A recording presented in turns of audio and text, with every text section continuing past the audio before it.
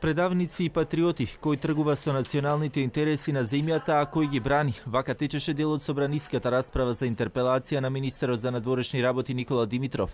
Координаторот на пратеничката група на ВМРО ДПМН Никола Мицевски, пак како причини за интерпелација ги наведе, како што рече, погубните договори со Бугарија и Грција. Министерот Димитров, пак од своја страна, рече ги бранел националните интереси, но не со стиропор и гипс. Добрососедските односи, но и државните и националните интереси на Република Македонија припаѓаат на сите граѓани и на сите нивни избраници во парламентот, а не само на министерот Димитров и на СДСМ. Вториот голем пораз, кој што Никола Димитров и СДСМ сакаат да го представуваат како голема победа, е договорот од Преспа, именувањето на уставното име на Република Македонија. Договор со кој не само што се промени уставното име, се промени идентитетот, јазикот, културата и историјата на држава.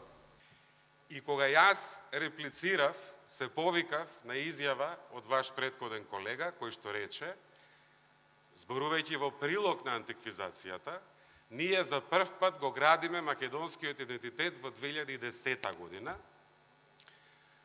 На тоа се осврнав, не баре на македонскиот идентитет му требаат гипс и не знам дали има мермер, главно е гипс и стиропор, за да биде горд македонски идентитет. Мојата реакција беше во одбрана на македонскиот народ од таа навреда. Народот што јас го представувам. Расправата во собраниската сала продолжи со лични квалификации, откако пратеникот на ВМРО ДПМН Антонио Милошевски го обвини Димитров за неконзистентност во своите политички ставови, на што пак Горан Мисовски од владеачкото мнозинство возврати зошто Милошевски како министер во владата на Груевски не се спротиставил на како што обвини погрешните политики. Ние имаме тука министер за надворешни работи кој што е вешт политички камелеон.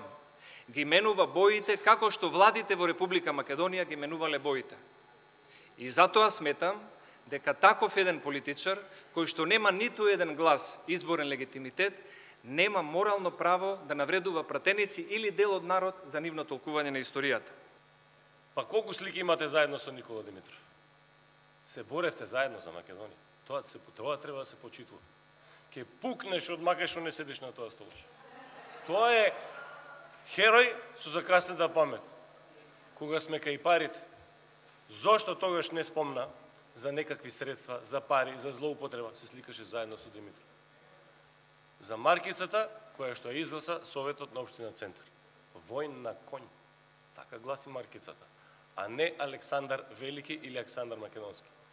Ова е втор пат како најголемата опозицијска партија ВМРО ДПМН бара интерпелација на министерот за надворешни работи Димитров. Од парламентарното мнозинство пак велат дека токму ова е добра можност и прилика од расправата да се изнесе заклучок дали шефот на дипломатијата е квази политичар, како што сака да го представи опозицијата, или визионер кој доследно ги извршува своите задачи во областа на дипломатијата.